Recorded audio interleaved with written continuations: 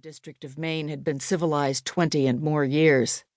"I found her cart," Rouge broke in, "abandoned by the side of the road."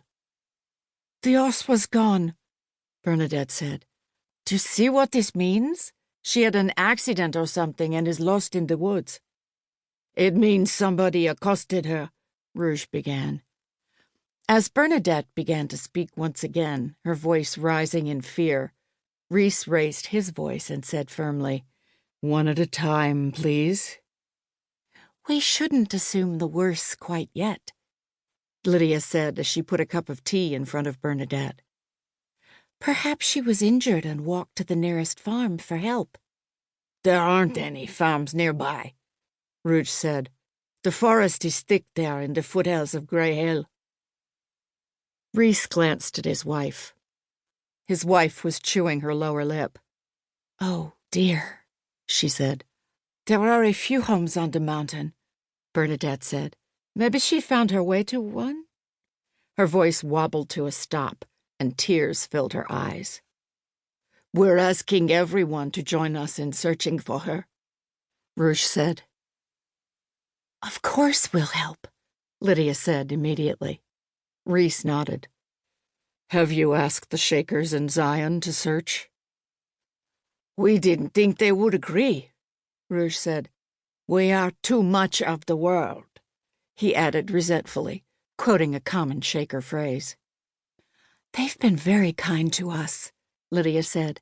"They gave us garden sass and other foods as well as our cow, Daisy. I bought the beginning of a flock of chickens from them, and some of the brothers assisted Will in putting in a field of buckwheat." Although Rees did not contradict his wife, he would not have described the Shakers' actions as kind. Yes, the Zion community had been generous to offer Lydia and the children refuge after they had fled Dugard. She had been accused of witchcraft, and Rees, accused of murder and in danger himself, had feared for both their lives. But the Zion community had expected to take possession of the farm Lydia had inherited from her first husband. They had surrendered the property to Rees with reluctance, only doing so after he had identified a murderer among their community and demanded the farm in exchange. "They owe you a debt," Rouge said now, directing a pointed glance in Rees's direction. "You solved several murders for them. They have no reason to aid me or my sister." "I'll ask them," Rees said. "I think they may be willing to join the search for a young woman.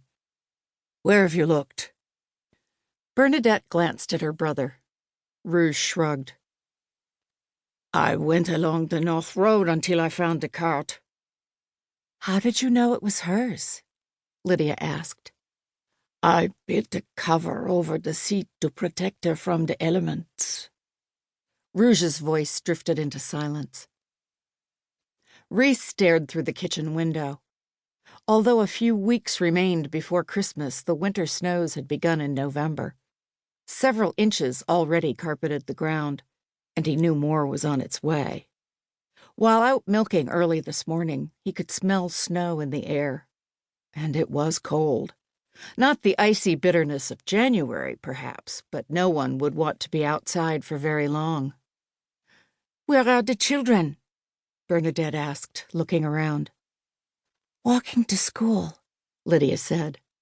This year, even Joseph, almost 3½ had joined his siblings. "Sharon is sleeping." She nodded at the fireplace. "And Simon." She bit her lip and looked at her husband. "Simon joined our eldest son David in Dugard a few months ago," Rees said. "David's wife is increasing, and David needed the help." Almost 8, Simon loved farming as much as David and was already an experienced farmer. Rees missed the little boy's help. That was true. But he missed Simon's presence, especially the funny things he said, with an ache that never seemed to disappear. "But David was just married," Bernadette said, momentarily diverted. "A year ago now," Rees said. "I didn't attend the wedding," Lydia said. "Remember? I remained here with Sharon."